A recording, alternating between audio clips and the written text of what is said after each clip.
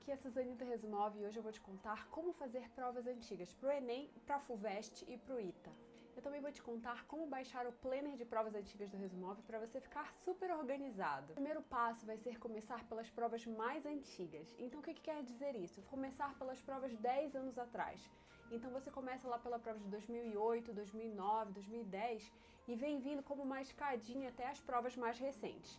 Você pode fazer isso para a FUVEST, para o Enem, para o ITA. E o que acontece é que as provas mais antigas são mais fáceis, então você vem aumentando progressivamente a dificuldade das questões. E isso torna o processo de resolver provas muito mais tranquilo. Quando você pensa em fazer isso para o Enem, isso é ainda mais visível, porque todos os anos o nível de complexidade das questões está aumentando. E antes, questões que eram médias ou difíceis lá em 2009, agora são questões fáceis. Então, esse processo de começar pelas mais antigas é muito melhor. Para o ITA, as questões mais antigas são aquelas que servem de inspiração para quem faz a prova. Então, eu recomendo de verdade que você faça as provas 20 anos atrás, 30 anos atrás e depois venha para as mais recentes. A mesma coisa para a FUVEST, as provas mais antigas são bem mais fáceis. Nesse outro vídeo eu analisei quais aplicativos dá para você usar para fazer essas provas, então dê uma olhada no vídeo. O segundo passo é começar errando. Não vá com a ideia de começar acertando, porque senão vai ser uma decepção enorme.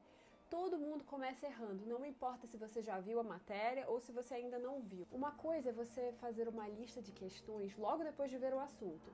E outra coisa é fazer uma prova antiga com vários assuntos diferentes meses ou semanas depois de ter visto a matéria. É muito mais difícil você lembrar de como resolver aquele tipo de questão ou saber todos os passos da resolução. Então o que acontece? Vá com a ideia de errar. Tanta gente adia fazer provas porque é um processo realmente dolorido. Você lidar com tantos erros, com tantos quase acertos ou com tantas dúvidas nas resoluções.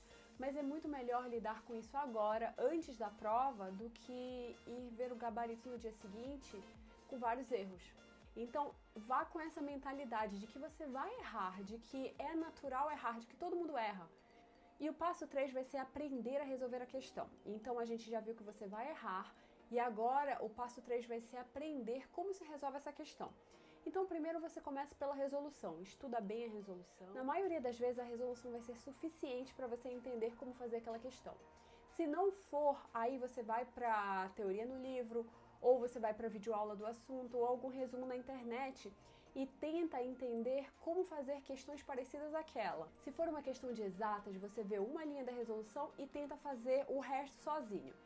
E aí você vai linha a linha. Se você não conseguir, você vê a próxima linha e tenta fazer o resto sozinho. Aí é possível que você consiga fazer o final da questão sozinho. Se não conseguir, não tem problema. Você pode ver toda a resolução e depois tentar sozinho. O importante é que você consiga fazer sozinho essa questão depois. Isso é o mais importante. Porque é para isso que a gente faz provas antigas. Para lá na prova dar conta de fazer as questões similares.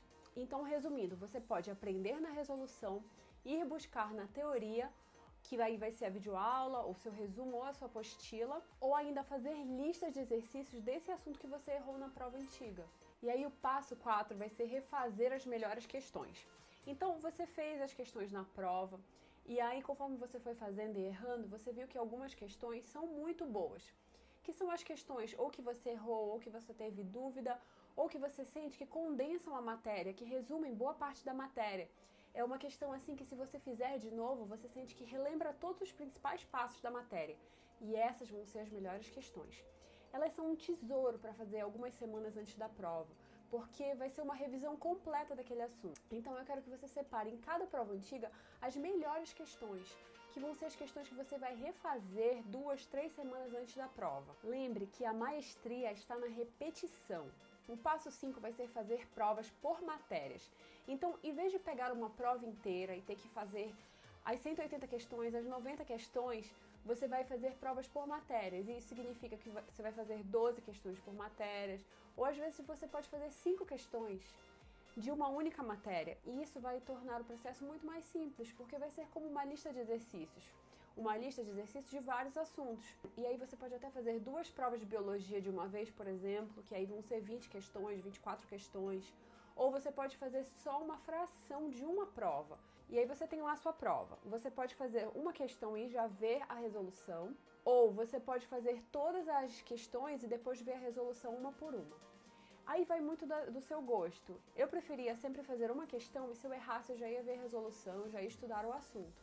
Mas você pode muito bem fazer todas as questões e depois voltar em uma a uma. Uma questão importante é lembrar que o teu esforço vai te levar lá. Não é do dia para a noite, mas você dando gás no dia a dia com a estratégia certa, você consegue chegar onde você quiser. Então por hoje é isso.